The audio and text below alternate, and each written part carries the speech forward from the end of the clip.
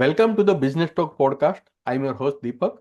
Today we are thrilled to have the prolific Dr. Marcie Bianco with us.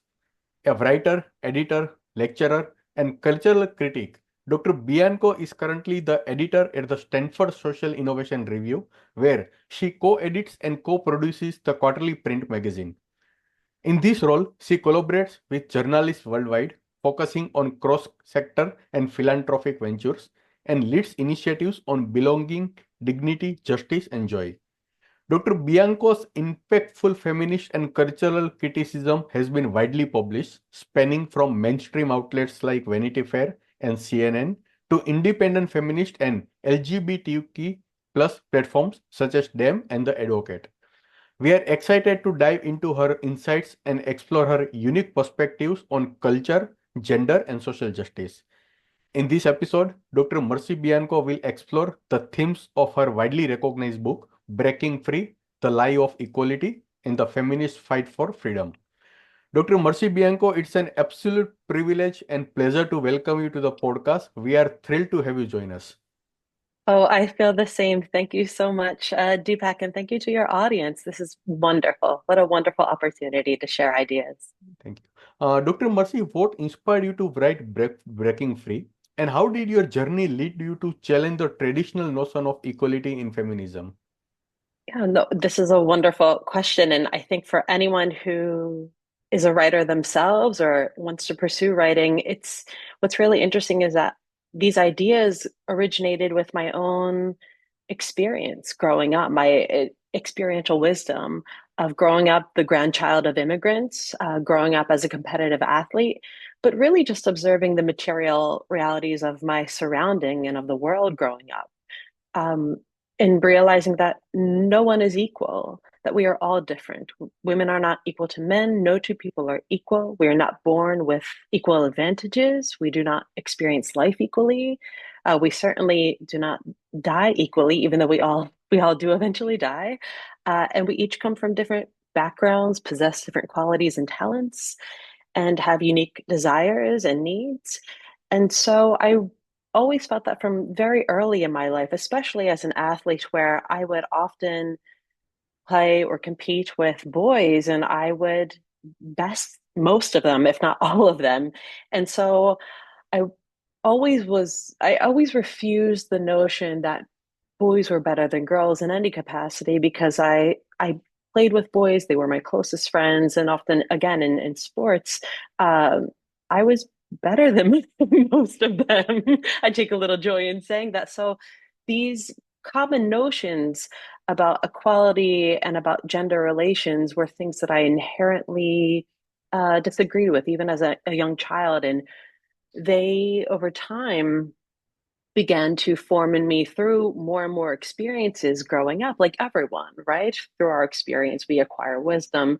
But what was really informative and why education is so important is that in reading books, attending lectures, meeting wonderful, brilliant scholars, uh, I was able to read and encounter ideas and writing that articulated all of the feelings that I had been having in my life. So it wasn't until really graduate school that I began reading text that put into language a lot of the feelings that I had felt personally and made me realize, oh, these issues are not isolated. In fact, many people experience or have, the same feelings that I have or similar feelings that I have. So the journey really was one, you know, that took a lifetime. I don't think I could have written this book 20 years or so ago. It really was a culmination of a lifetime of work. And it actually, coincidentally, um, I believe I mentioned this to you briefly in an email. My background is in Renaissance drama. I have a PhD in Renaissance drama, and I wrote my dissertation on Christopher Marlowe, who was an Elizabethan playwright, and his plays too.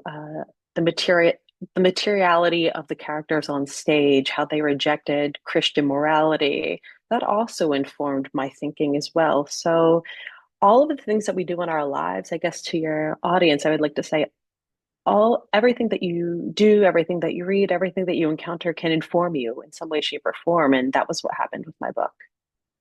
Very insightful and very interesting. Dr. Bianco, in your book, you argued that concept of equality is fallacy. So, can you explain what you mean by that and how it has historically contributed to women's oppressions?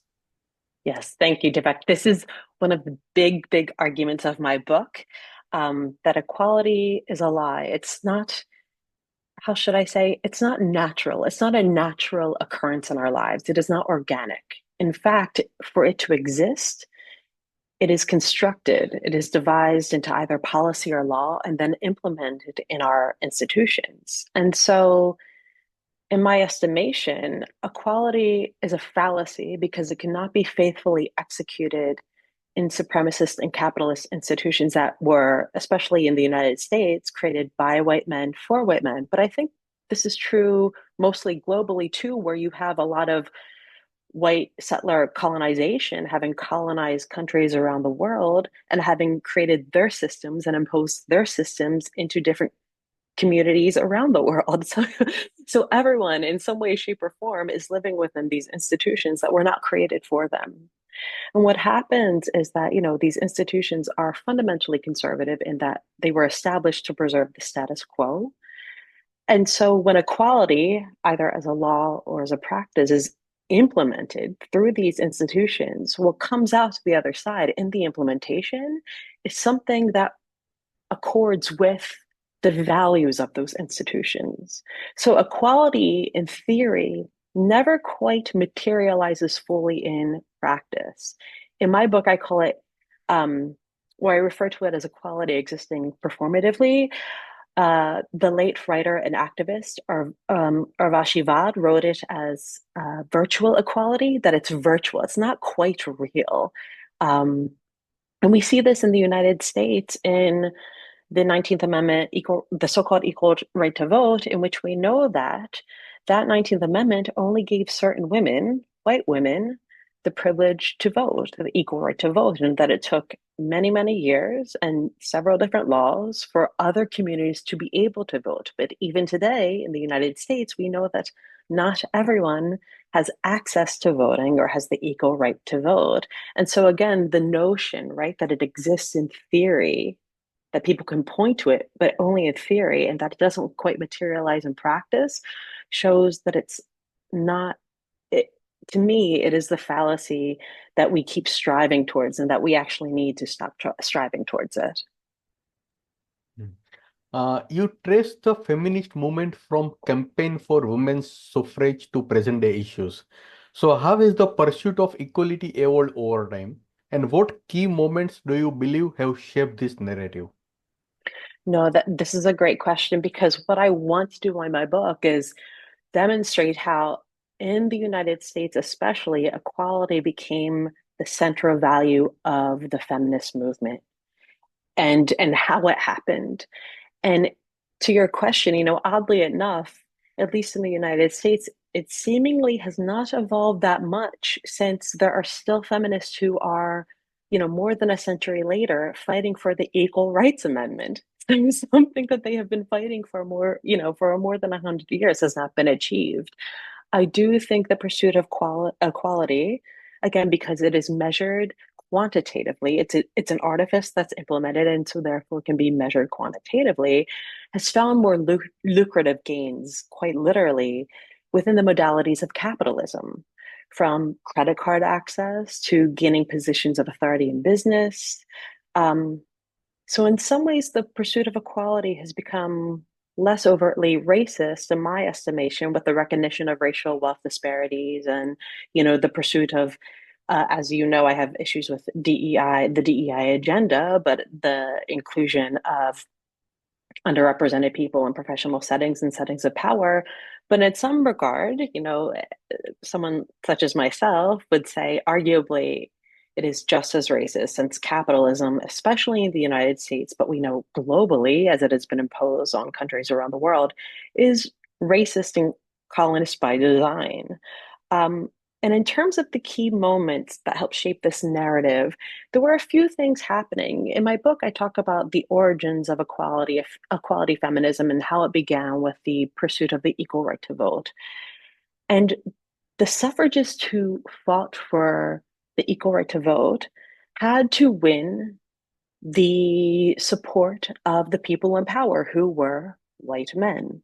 And what they made sure to do in their campaigns for suffrage throughout the United States in the decades leading up to 1920, when the 19th Amendment was passed, is that they tried to persuade white men that suffrage, and this was a direct quote that I had in my book by Carrie Chapman Catt, um, a leading suffragist at the time, is that women's suffrage would shore up and fortify white supremacy. They really made it clear that white supremacy would not be threatened by women's suffrage. And that tracing that over time has been really interesting because in the United States, as we have seen over and over again, when white women have voted, they tend to vote for the more conservative, more racist, and more misogynist candidate. In terms of narrative, however, there are two political strategies that I map out in which equality has taken shape, and that's arguing sameness, right? That men and women are the same, and that therefore women should have the same rights as men. And the second is arguing difference, that women are biologically different from men, and or that they need special or different treat. They need more special protections in society in order to be able to participate equally in society to men. And it's the latter argument, that of difference. And it makes sense because these traditional institutions really want to latch on to the belief that men and women are biologically different. Um, it's the latter argument of difference that feminists have been more successful over time in the indirect pursuit of equality. So we've seen this with Title IX protections, the creation of the Equal Employment Opportunity Commission, um, several different laws and policies that seek to devise special protections for women in order to participate more fully in society. But, to note something that has been that no longer exists federally, but that I believe has been the greatest victory for women, eh, frankly, globally, has been the right to an abortion. But abortion was never a product of equality. It was rather a product of freedom because the Supreme Court made their decision in Roe v. Wade based on the idea of privacy, which to me is is a type of freedom. And their decision was based on kind of cobbling together ideas from a series of amendments, most notably the 14th Amendment, but also the First, Ninth, and 13th Amendment. So abortion was never one on equality. And in fact, abortion these days is being threatened by equality, as we've seen in several legal challenges promoting the notion that, equality begins in the womb, of fetuses having the same rights as fully legalized persons, right? So equality has been weaponized in this regard. Yeah. Dr. Bianco, you suggest that the idea of equality often keeps women and disenfranchised communities chasing an unattainable goal. So, can you elaborate on how this illusion has manifested in society and impacted feminist movements? Absolutely. I mean, again, the ERA is case in point. Feminists are still chasing the unattainable goal more than 100 years after it was written in the hope of having a federal amendment that will somehow catalyze a social transformation to eradicate misogyny. For me, a law does not change behavior. A global case in point is the UN declaration that we are, quote unquote, 300 years away from gender equality, which is completely mind blowing. And I've written about this for CNN, kind of making a joke that we'll end up living on Mars before there is, quote unquote, gender equality in the world. But that proves my point because it's not a real thing. It's a fallacy. Um, Again, the artifice of equality as it is exacted in law and policy does not change behavior. And only when it's implemented in law and policy does equality achieve a kind of retribution or punishment in forms of, as forms of justice. So for myself, I'm driven to present ideas and paradigms for the rebuilding of collective society rather than promoting carceral tactics. Um, the pursuit of quality has really led to a kind of entrapment that will continue to confine us to the restraints of these very supremacist institutions and make us or force us to make decisions based along a spectrum of complicity to resistance.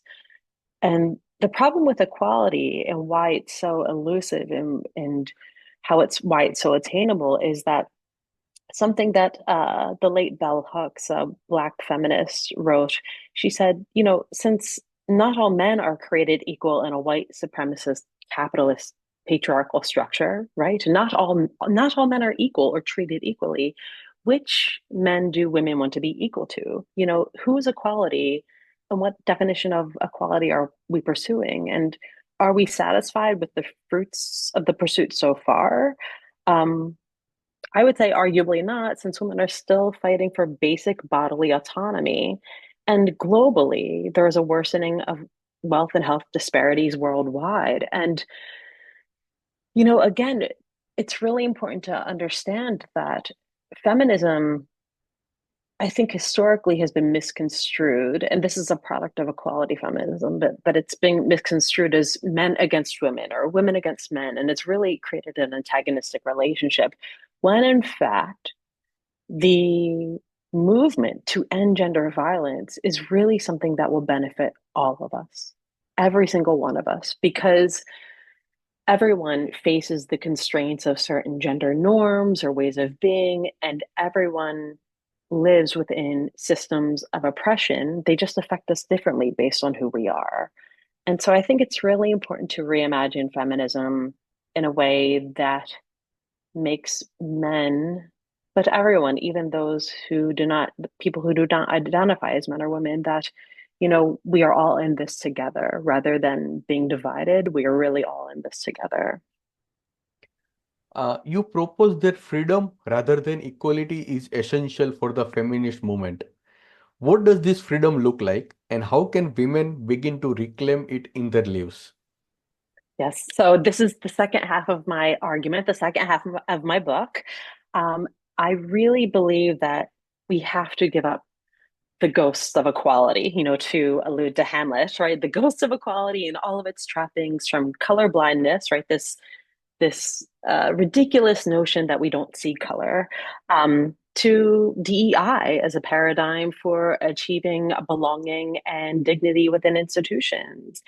And so instead, I believe feminists must center freedom as an ideal and as a tool to for all of us to cultivate more dignified, caring, and joyful lives. And only freedom can usher us beyond visibility, representation, false equivalences, and the harmful expansion and replication of systems of oppression. And in my book, I offer a three-step process in my chapter on a vision for freedom, right? So claiming it first, we have to claim it personally. And this is the first step because freedom work begins within ourselves. And what is great about freedom is that, unlike equality, we can feel free. Like, I've never met anyone who wakes up and says, I feel equal today. Again, equal to whom? Equal to what does that even mean, right? But you can feel within yourself free, free to move, free to express yourself. There are ways to feel free even within the situatedness of our lives. So because we can feel it, we can claim it. And by that I don't mean possess it, but activate that feeling in how we live in the world. Um, and that's really the first step, is claiming it personally. And the second step is reclaiming it politically from the ideological right, especially in the United States. The predominant notion of freedom is that of what Ta-Nehisi Coates and the late historian Tyler Stovall called white freedom, where freedom means domination and the free license to do whatever you want, whenever you want, without repercussion and without consequence, right? There is no accountability in the dominant notion of freedom, especially in the United States. And reclaiming it politically means reclaiming the narrative, reclaiming the definition. So I define freedom as an ongoing process, right? It's ongoing, it's never ending, an ongoing process of self creation and world building rooted in accountability and care. And freedom practices, are those that foster our authenticity and honor the dignity of all people. And in centering accountability and care, they demand the recognition of our mutual coexistence, that again, we do not live in silos. This is, a very tangible material fact of the world. We do not live in isolation from each other. Um, our freedoms are interdependent. And the critical difference between white freedom and the freedom I propose is that a feminist freedom is means understanding that freedom is both relational and conditional, that I am not free until you are free, right? My freedom is conditioned by your freedom. Whereas a white freedom really just only sees it as relational. I understand my freedom in terms of relating to you, but in terms of dominating you, in terms of expressing myself through domination. And so I'm really trying to invert or shake up or, frankly, blow up this traditional definition of freedom, especially in the United States, because we have to understand that our freedoms are connected, our lives are connected, and that we have to be respectful of other people.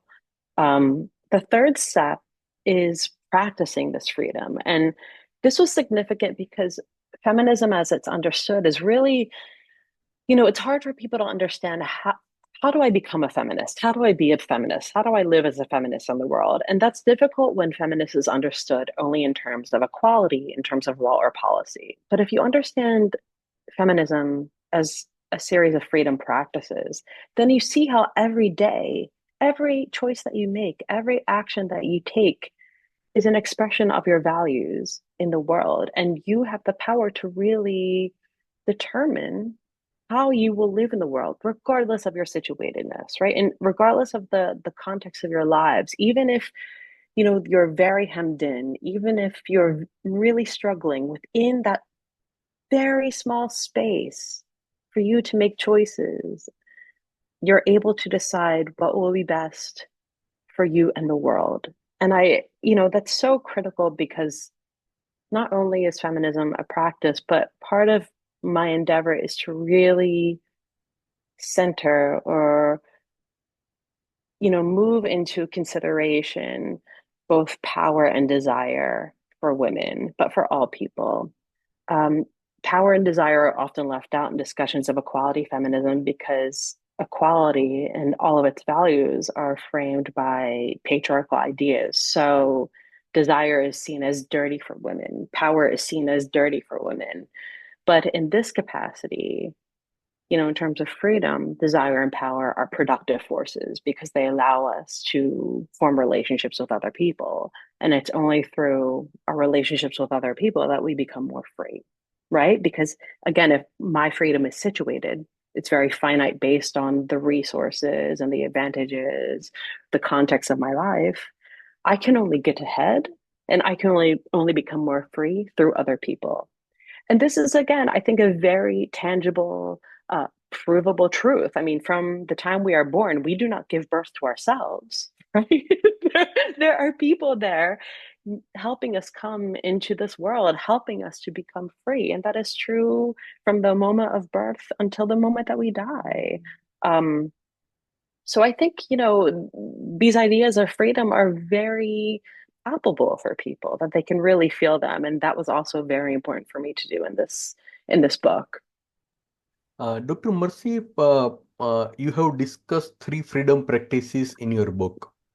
So, how can these practices empower women to reclaim their bodily autonomy and power?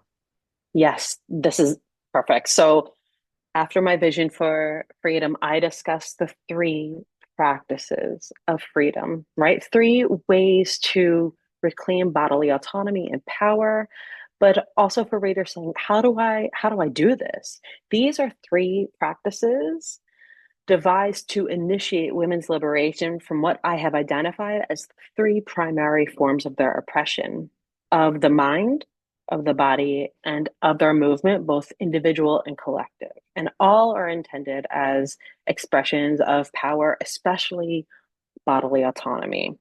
So the first practice of the freedom work within the self entails breaking free of the equality mindset and developing a critical consciousness towards the building of a freedom mindset. And I define a critical consciousness, and this is a tool that feminists have used for decades.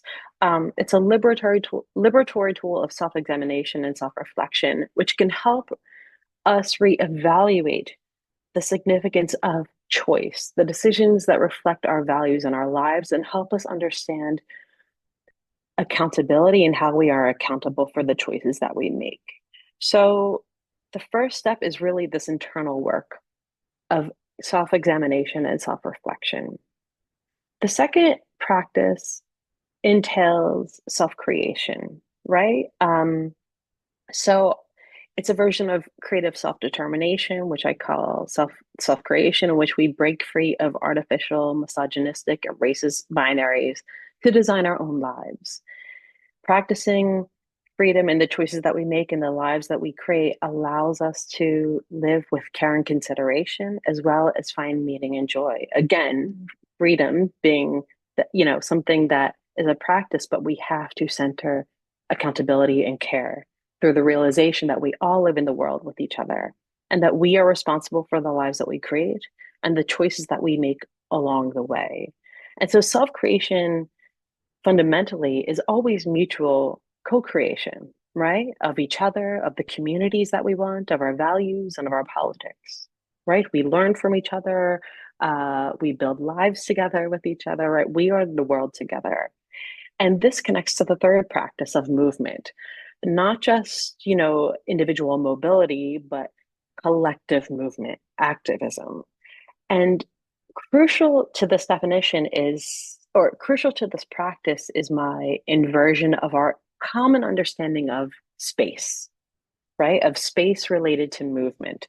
And it's something that I derive from the philosophies of Henri Bergson and Elizabeth Grosz. Our movement makes space rather than us moving in space. Our movement makes the space, and how we move, the intention in which we move, creates the meaning of a space. So in my book, I mentioned several examples. I mentioned the dynamics of the classroom. I mentioned religious spaces, for example. So in a religious space, it's not the building in and of itself, it's not the structure that makes a space religious. What makes a space religious are the actions conducted within it, the rituals, the prayers, the emotions, the vulnerability, right? The relations. That imbues the space with meaning, right? That makes the space. And so, what's really important about this third practice is understanding that our freedoms are interdependent and interconnected, and that we should really try not to live as bystanders in the face of oppression and justice. And so, if we move with intention, if we move with the understanding, that when we engage with people in the world, that we respect them, we respect their human dignity, that will end up creating spaces of freedom. I mean, that is really right, this kind of big societal transformation. We're moving from the individual to the social. So that's what I'm trying to accomplish in those three freedom practices. Interesting. Uh, what do you see as the main challenges women face when shifting their focus from equality to freedom in the feminist Uh, movement?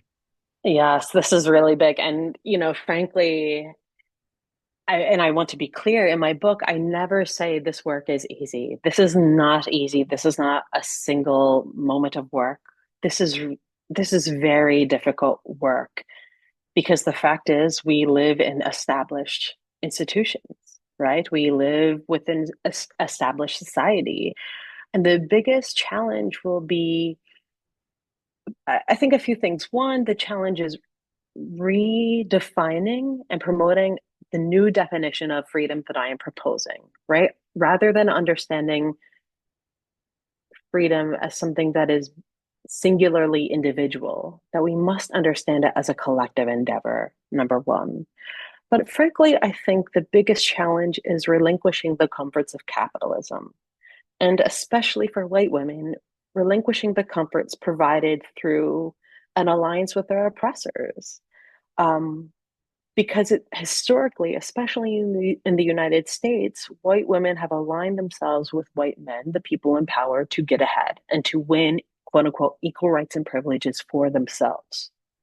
Consequently, what has happened is that every other woman has been left behind, right? And this happens globally, right? So the women in closest proximity to the people in power get ahead while everyone else struggles. Everyone else is left behind. And I really, really, truly believe the biggest challenges are within ourselves. But if we redefine freedom, understand it as a collective endeavor, and we have to have trust and faith in each other to do this work and understand that our freedoms are mutually co-created, right? We live with each other. Um, but yeah, those are the biggest challenges. As I think you know, in my book, I mentioned that capitalism is the bugbear of the book. Right? It is the absolute bugbear. And I don't pretend like it's something that's easily overcome. And in fact, based on my background, um, I understand why, again, within my situated freedom, within everyone's situated freedom, we have to make decisions in order to provide roofs over our heads, right? In order to pay our housing fees or rent, in order to keep food in our belly, right? In order to live, we have to participate in certain systems, especially within a capitalist system. So I, in no way, shape, or form, say we must throw out capitalism wholesale, but I do believe it is the cause of most of most of our problems. A lot of this work then is very incremental, and we have to do that critical work. Yeah. How do you envision the future of feminist movement if it embraces your vision of freedom? And what impact could this have on society as a whole? This is great. So, especially as I mentioned in the United States right now, the lie of equality is that it's a progressive value when in fact it is the linchpin of mounting conservative efforts to maintain the status quo. So last year we saw the overturning of affirmative action based on the 14th Amendment Equal Protection Clause. And there are people who follow me on various social media sites know that every time there is a court case or some kind of law or some kind of challenge to rights that uses the 14th Amendment Equal Protection Clause, I mention it because it proves how equality is being weaponized to really stymie justice efforts. And most critically and most threatening to especially bodily autonomy is how equality is being used to promote the really egregious notion of fetal personhood, which to me is a complete oxymoron. It's like me referring to you and other living persons as undead corpses, right? What happens with equality is that you collapse time and therefore assume that something the size of, a few crumpled up pieces of tissue paper are somehow the equivalent of a living human socialized person in the world, which is completely, I mean, materially not true. So we need to really find a way to pivot toward freedom and relinquish and move away from these harmful paradigms and ideas because we will continue to lose people. And this is not even, I'm not only speaking to feminists here, but anyone fighting for justice, anyone wanting to create a better, more free and more just and more caring society, we have to move away from equality, the language of equality and the ideas of equality, because in the courts, those ideas will keep being used against us. And I believe moving towards freedom will allow us to more substantially address issues of all of freedom, right? From abortion care to gender affirming care, which is just healthcare, to the freedom of movement across state lines for healthcare, to being able to play sports, to be able to go or like to feel comfortable going to the supermarket or going to school and not being terrified by the possibility of gun violence, especially in America, to the freedom to read. All of these are issues of freedom. They are not issues of equality. And something that I mentioned earlier, privacy is a type of freedom, right? It's a freedom crucial to our sense of self-sovereignty and to our sanctity. And privacy is becoming increasingly jeopardized, not just in the courts, but also in our public and our social lives, since we increasingly live our lives online and our data is being sold to the highest bidder. And it's really interesting, Deepak, is that I spoke to someone the other day and they said, we don't even have privacy anymore. So they were pushing back against me saying privacy is gone, which was so upsetting. But we have to have the sanctity of some kind of uh, privacy as a kind of bodily autonomy as a kind of freedom, and we should have that. We should have that right, and that is something that is being jeopardized and threatened every single day. And so, how do we protect our privacies, various privacies? It's not going to be through equality. It will be through dictates of freedom. Yeah. What message do you hope readers take away from Breaking Free, and how can they apply your ideas to their own lives and communities? No, thank you. This is, it's so hard because there are a lot of ideas in breaking free, but I think the biggest takeaway for everyone listening is that, the main message, the main mantra I want you to keep in mind is that equality will not free us, right? Equality will not free us. Freedom is a daily practice, and it actually shows us how to do feminism. It helps us realize that the personal is political because our freedoms are mutually constituted. And in terms of application, I think my three steps, and especially the ways of reclaiming freedom, and I present in the Vision of Freedom chapter, show us how to apply the ideas into our lives and our communities. But even if you were to begin today, it's that first step of employing a critical consciousness or developing a critical consciousness of taking some time and thinking about, for example, how have you practiced your self creation over the span of your lifetime? And how has that cultivation of yourself affected other people? That reflection is the starting work, right? That kind of self assessment is the groundwork for rethinking how you live in the world. And that's so important because, again, what matters most is how we engage daily with each other. It's not a law, right? It's not a policy. It's really how we live with each other in the world on a daily basis, how we treat each other. And since this is a business podcast, one professional application would be to, and I talk about this in my book, and a lot of these ideas about DEI and belonging, dignity, joy, and justice come from the consulting firm Decolonized Design, founded by Ida Mariam Davis. But for people thinking in the workplace or in a professional application, would be to reconsider the weddedness to DEI and maybe think about different ways of dismantling not inequalities, but discrimination. And what I mean by that is that what if we were thinking about dignity, right? What if in the workplace we decided to make dignity and not say diversity, whatever that means, the foundation for building work environments that acknowledge and value the humanity of each person, right? Dignity is the cornerstone upon which organizations can create environments based in belonging and justice for all people, right? So, how do you make this would be a question? How do you make dignity an organizational value to be seen, for a person to be seen and respected and protected from bias? What is interesting is that this is really an organization by organization endeavor, that dignity and accountability are not one size fits all. And that's the point, right? Whereas equality is really seen as one size fits all. And it then therefore excludes people, it offends people, right? There's a lot of pushback, especially by people in power.